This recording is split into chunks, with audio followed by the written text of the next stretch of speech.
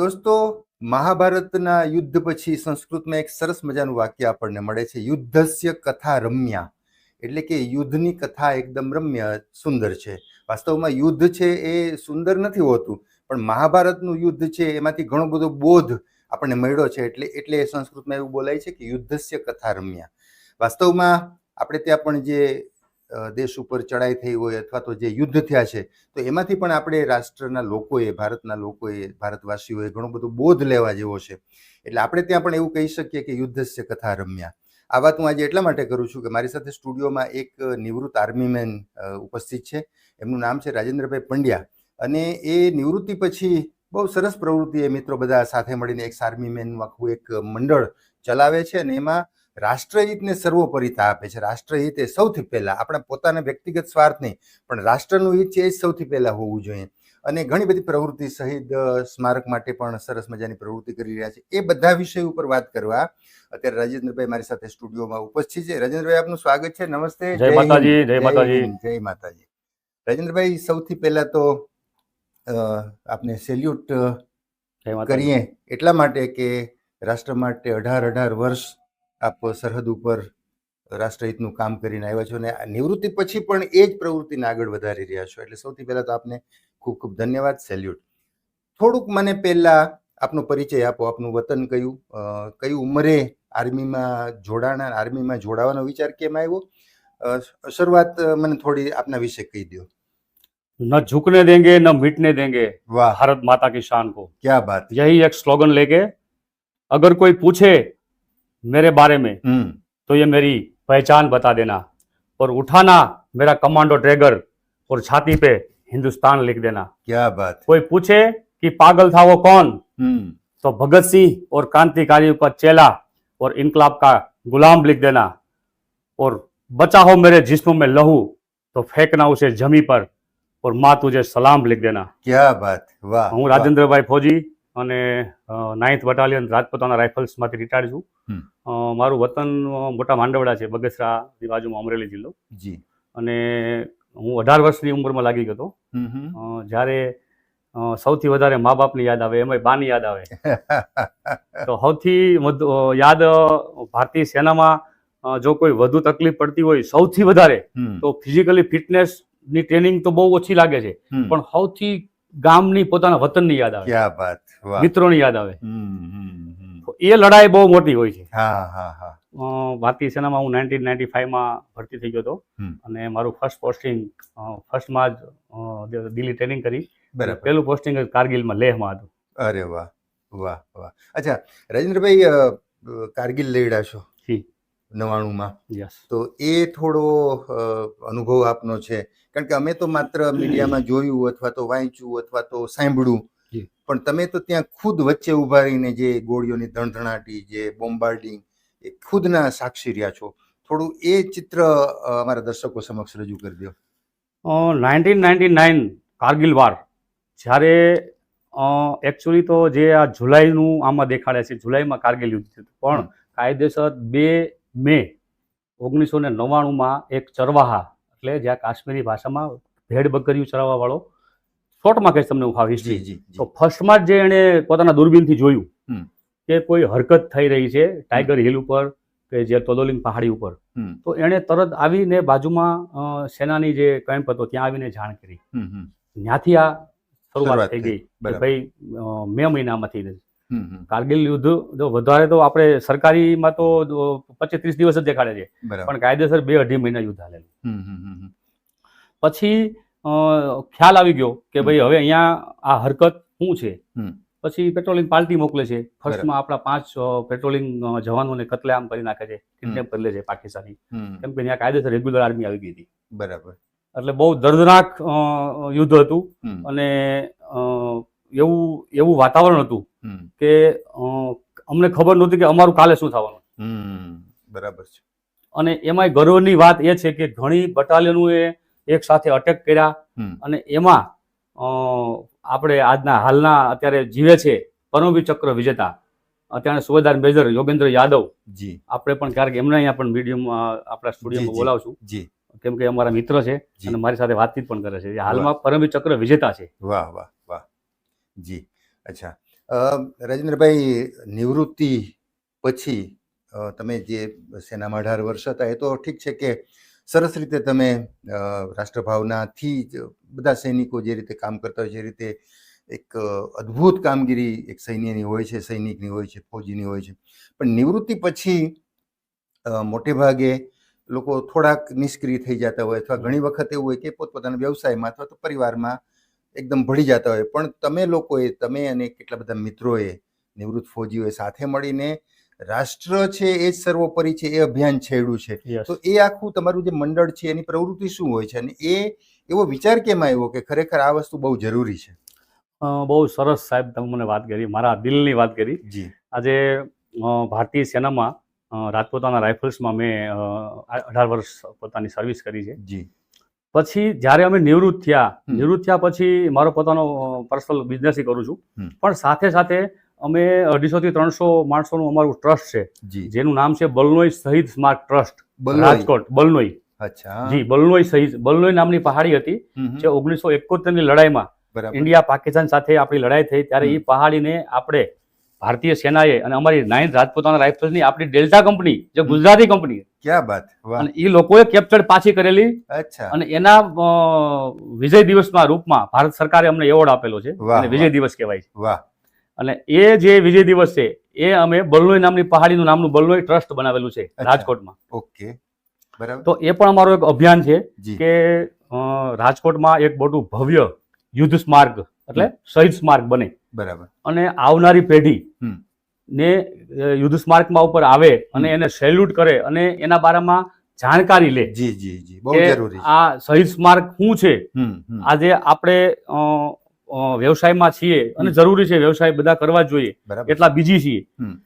પણ આવા યોદ્ધાઓ, હું તમને 2 મિનિટ મારા જી, રાજપૂતાના રાઇફલ્સની એક બહાદુર યોદ્ધાની વાત કરું. જી જી જી, બિલકુલ. મારી પાસે એના પુરાવાય છે. જી જી. 1962, 1965 અને 1971 ના 3 યુદ્ધ લડેલા સુબેદાર જટુભા ઝાલા, બરાબર, જે નાના અંકેવાડિયા, લખતર અને સુરેન્દ્રનગર ડિસ્ટ્રિક્ટના, જી, જે 3 યુદ્ધ લડેલા યોદ્ધાની અમે આ ગઈ 26મી જાન્યુઆરીએ એની મૂર્તિ બેહાડી. ક્યાં બાત, વાહ વાહ વાહ, બહુ સરસ. અને એના જે બહાદુરીના કાર્યો છે, કિસ્સા છે, અમે પબ્લિકમાં મૂક્યા. જી, બહુ જરૂરી છે. જી. એટલે અમને આવા કાર્યો પણ અમે કરીએ છીએ. જી. અને બીજી એક વસ્તુ મારા દિલમાં આવી છે કે જે દેશ પોતાના શૂરવીરોનું સન્માન નહીં કરે, જે પોતાના યોદ્ધાઓનું સન્માન નહીં કરે અને પોતાનો ધર્મ અને એનાથી પોતાની પરંપરાઓને ભૂલી જશે ને, તો એ દેશનું પતન નિશ્ચિત છે. બહુ સાચી વાત છે. વાહ. એટલે આપણે આપણા યોદ્ધાઓને સન્માન દેવું જોઈએ અને આપણી ભારતીય સેનામાં વધુમાં વધુ આપણી યંગ જનરેશન ભરતી થાય, એવો એક અમારો આ રાષ્ટ્ર સર્વોપરી અભિયાન જે અમે ચલાવીએ છીએ, જી, એનો મુખ્ય ઉદ્દેશ એ છે કે આવનારી પેઢીમાં રાષ્ટ્ર ભાવના કેમ વધે. જી. અચ્છા, એના માટે રાજેન્દ્રભાઈ આપણે શું પ્રોગ્રામ આખા વર્ષ દરમિયાન કરતા? તમે 300-400 પૂર્વ ફૌજીઓ બધું કરો છો, પણ પ્રજાને આ વસ્તુ પ્રજા સુધી પહોંચે, અમારા સુધી પહોંચે, લોકો સુધી પહોંચે, એને માટે આપણે વર્ષ દરમિયાન અલગ અલગ પ્રવૃત્તિ, કોઈ કાર્યક્રમો કરતા હોઈએ છીએ? બહુ તમે સોલિડ સવાલ પૂછ્યો છે સાહેબ. જી. આજે અમે ફૌજીઓ છીએ એટલે અમને વધુ પબ્લિકમાં હાઇલાઇટ એવું ફાવે નહીં.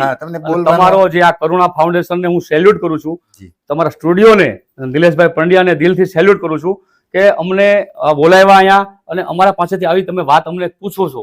અને હવે તમે પણ અમારે જ્યારે જરૂર પડશે ત્યારે અમે તમને બોલાવશું. બિલકુલ, 24 કલાક માટે અમારું પ્લેટફોર્મ, આપની આ પ્રવૃત્તિ એટલે અમારી જ પ્રવૃત્તિ, રાષ્ટ્રહિત માટે, સૌની પ્રવૃત્તિ, એના માટે અમારો સ્ટુડિયો ખુલ્લો છે. અને હવે અમારું જે મકસદ છે એ એવો છે કે વધુમાં વધુ ઓલ ફોર્સિસમાં આપણા યંગ જનરેશન ભારતીય સેનામાં જાય. પછી અગ્નિવીર યોજનાનું મારા 2 મિનિટ મને કહેવા દેજો, આજે મોકો મળ્યો છે. બહુ સારી યોજના છે. પ્રધાનમંત્રી મોદી સાહેબનું જે હેતુ છે અગ્નિવીર, એને હું સેલ્યુટ કરું છું. આનો શોર્ટમાં હું મીનિંગ કહી દઉં. જે ઘણા લોકો આના બારામાં નેગેટિવિટી ફેલાવે છે કે અગ્નિવીર ખોટું છે, ખરાબ છે. નહીં, 100% સાચું છે.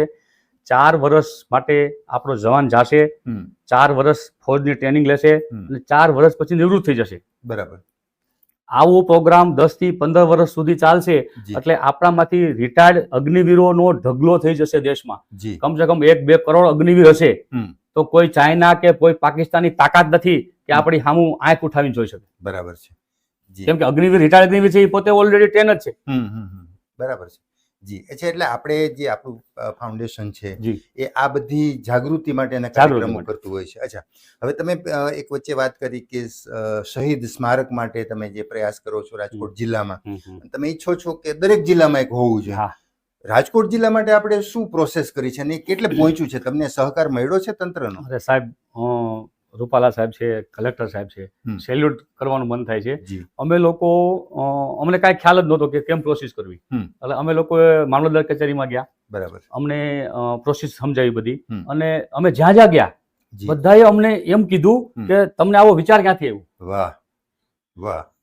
પછી અમે રૂપાલા સાહેબ પાસે ગયા, સ્પેશિયલ ભલે લાઈવમાં સાંભળે, અમે એની પાસે ગયા એટલે એણે અમને એમ કીધું કે તમે ખાલી સહી સ્માર્ટ જગ્યા માટે આવ્યા છો મારી પાસે, તમે આનું આખું સ્ટ્રક્ચર બનાવીને લાવો. ક્યા બાત. વાહ. તમારી પાસે પૈસા છે? મેં કીધું નહીં, હવે ટ્રસ્ટી બધા હતા. હમ. તો તમે આખું સ્ટ્રક્ચર બનાવો, આ રેકોર્ડિંગ છે મારી પાસે સાહેબ. જી જી જી. અને મને કે તમે આખું સ્ટ્રક્ચર બનાવો અને પછી મારી પાસે આવો, હું તમને મારી બનતી પૂરેપૂરી મદદ કરીશ. વાહ.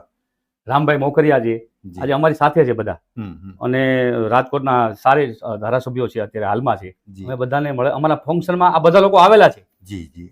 આજે અમે ફંક્શન કરીએ છીએ હમ. ત્યારે બધા લોકો આવેલા હતા. હમ. અને બધાએ અમને રાજકીય લોકોએ બહુ સરસ સહયોગ આપ્યો છે રાજકોટે. જી. અને એમ કહે છે કે તમારી ઉપર પ્રોસેસ પૂરું થઈ જાય હમ. એટલે આપણે સહિષ્માનું કામ આગળ વધારીએ. જી જી. અચ્છા, એટલે એના માટે કલેક્ટર તંત્રે જે જમીન આપવાની હોય છે જી. એ પ્રોસેસ કરવાની છે, હમ. તો એમાં આગળ વધ્યું છે? એમાં હવે અમારે લેન્ડ માપણી સુધી થઈ ગયું છે. વાહ વાહ.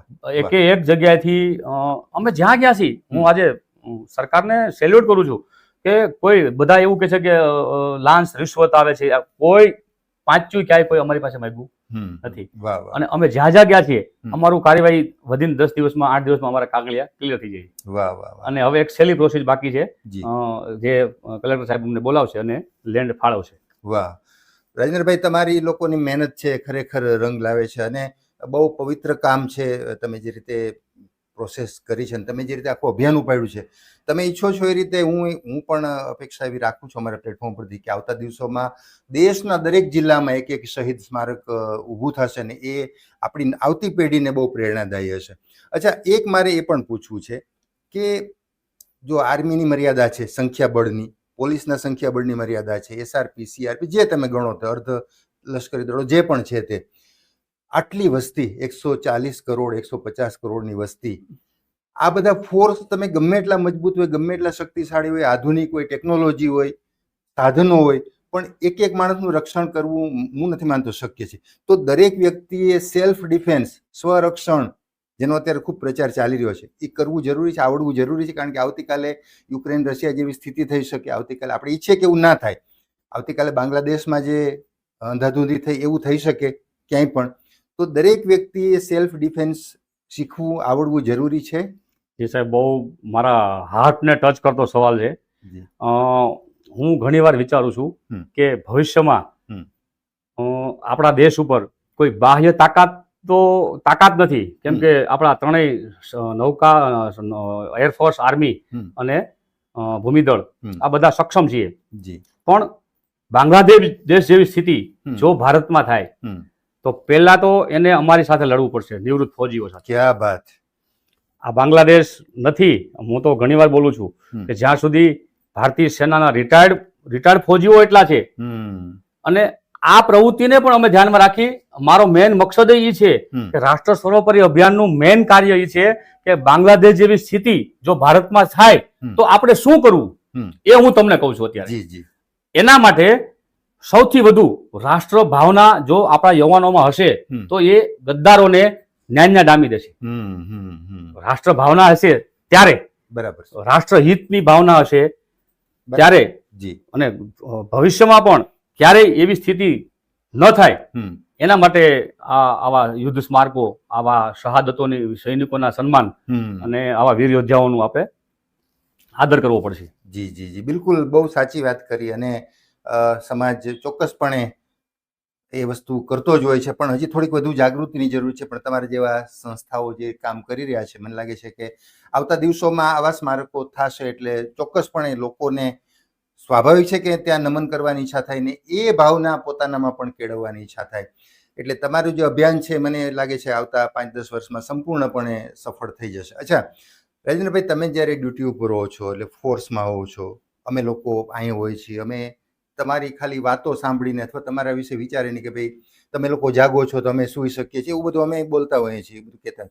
તમે ત્યાં શું વિચારતા હો છો? તમે જ્યારે 18 વર્ષના ગાળામાં કે જેનો કાર્યકાળ હોય, પ્રજા વિશે તમે શું વિચારતા હો છો કે આ જે પ્રજા, આપણે જેનું રક્ષણ કરીએ છીએ અથવા તો આપણે જે ફરજ બજાવીએ છીએ સરહદ ઉપર, એ જે દેશની આટલી પ્રજા છે, એને પોતાની ભારતીયતા જાળવી રાખવી પડશે, એને પરંપરા જાળવી રાખવી પડશે, સંસ્કારિતા જાળવી રાખવી પડશે. અમે તો રક્ષણ કરીએ છીએ ફરજના ભાગરૂપે અથવા તો એક રાષ્ટ્રભાવનાના ભાગરૂપે, પણ પ્રજામાં શું હોવું જોઈએ?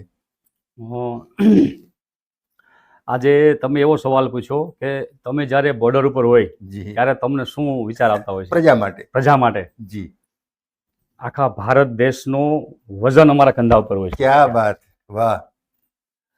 સરહદ માથેથી કોઈ ઉગ્રવાદી અંદર ન આવી શકે, એની જવાબદારી અમારા કંધા ઉપર હોય છે. વાહ. અને રાત્રે અમે એક મટકું નથી મારતા. આજે શહીદો જ્યારે શહીદ થાય છે ત્યારે એનો બદલો લેવાની અમારામાં એટલી ક્રૂરતા, એટલી તાળાવેલી હોય છે. બીજું એક રાષ્ટ્રની તમને એક વાત કહી દઉં. રાષ્ટ્ર પ્રેમ, જે આપણે રાષ્ટ્ર પ્રેમ કરીએ છીએ, રાષ્ટ્ર પ્રેમ વધારે હોવો જોઈએ, દેશ પ્રેમ નહીં. આ વસ્તુમાં હું એક સમજાવવા માંગુ છું. દેશ પ્રેમ છે, દેશ છે એ એક જમીનનો ટુકડો છે. દેશ છે એ એક જમીનનો ટુકડો છે. એની સુરક્ષા માટે સેના છે, ભારતીય સેના છે, અર્થતંત્ર છે, બધી વસ્તુ છે દેશ માટે. પણ રાષ્ટ્ર માટે આપણે સ્વયં જાગૃત થવું પડશે. બરાબર. રાષ્ટ્રમાં જે આપણી પરંપરાઓ છે, આપણી ધાર્મિક છે, આપણે સનાતની, આપણા શું ધર્મ છે, આપણે હરેક સનાતની પોતાનો ધર્મ નિભાવશે ને કે મારે રોજ નહીં તો અઠવાડિયે એકવાર મંદિરે જવું જોઈએ, તો આપણો ધર્મ વધુ ટકી રહે. બરાબર. વાહ રાજેન્દ્રભાઈ, ખૂબ સરસ તમે વાતો કરી. અને અચ્છા, થોડુંક તમારું જે આ બલનોઈ એના વિશે થોડી વાત કરી દો. એની જે પ્રવૃત્તિ છે એમાં તમે કેટલા લોકો જોડાયેલા હો છો? એની પ્રવૃત્તિ વર્ષ દરમિયાનની શું હોય છે અને એમાં પ્રજાને કેવી રીતે સાંકળો છો? મને એમ લાગે છે કે તમે સરસ પ્રવૃત્તિ કરો છો, પણ પ્રજા સુધી કદાચ આ વાત કદાચ ઓછી પહોંચે. એના કેટલાક કારણો મને એમ લાગે છે કે તમે બેઝિકલી આર્મી અથવા તો જે પણ બ્રાન્ચમાંથી આવતા હો છો, તો એક તમારું એક મર્યાદા હોય છે થોડી બોલવાની, થોડી. પણ તમે તો સરસ લાઈવ ઇન્ટરવ્યુમાં વાતો કરી રહ્યા છો કે એક આર્મી મેનને સામાન્ય રીતે એવું માનવામાં આવે કે ભાઈ બહુ વક્તા નથી સારા, એનું કામ તો એ સરસ રીતે નિભાવી જાય એનું છે, હજી નિભાવે છે, પણ એ કંઈ સારા વક્તા નથી, બહુ વાક ચાતુર્ય એનામાં ઓછું હોય, છતાં પણ તમે સરસ રીતે અત્યારે વાત કરી રહ્યા છો, સરસ બોલી રહ્યા છો. અચ્છા, લોકો સુધી આ વાત ઓછી પહોંચી છે. હવે લોકોને સાથે રાખીને આ તમારી પ્રવૃત્તિ થાય એને માટે કોઈ આવતા દિવસોમાં કાર્યક્રમ વિચારી રહ્યા છે? હા, હવે એના માટે અમે જેવું અમારું આ લેન્ડ ફાળવાઈ જાય ને અમને, એટલા માટે અમારે એકાદા બે પ્રોગ્રામ રાજભા ગઢવી છે, દેવાયતભાઈ ખવડ છે, આવા લોકોએ અમને એવું કીધેલું છે હોતે કે ભાઈ તમારે આવો પ્રોગ્રામ હોય ત્યારે અમને ચોક્કસ બોલાવજો. એટલે આવા પ્રોગ્રામ અમે કરવાના છીએ. અને લોકો સુધી જેમ કરુણા ફાઉન્ડેશન છે, આવા લોકોમાં હવે અમે અહીં તમારી પાસે સામેથી આવશું કે હવે અમારું આ તારીખે આ ફંક્શન છે, ત્યારે આપને બી બોલાવશું. બિલકુલ. અને વધુમાં વધુ પ્રજા સુધી આ વિષય પહોંચે. કેમ કે આ રાષ્ટ્ર ભાવના છે એ દેશદાજ બધામાં છે. બિલકુલ. આ એક એવો મુદ્દો છે કે જે હરેક માણસને એમ છે કે નહીં, રાષ્ટ્ર પહેલા. બરાબર છે. પણ એ રાષ્ટ્ર પહેલા માટે આપણે એક યુદ્ધ સ્મારક રાજકોટમાં હોવું જોઈએ, જે નથી. એટલે એ અમે એક અનેરો પ્રયાસ કરીએ છીએ. અને કલેક્ટર સાહેબને હું બે શબ્દો બોલીશ. કલેક્ટર સાહેબ અત્યારે ઓન ડ્યુટી છે, મારી સામે અમે રૂબરૂ એને કીધેલું છે કે રાજેન્દ્રભાઈ, તમને આવો વિચાર ક્યાંથી આવ્યો? વાહ વાહ, મને બહુ ખુશી છે.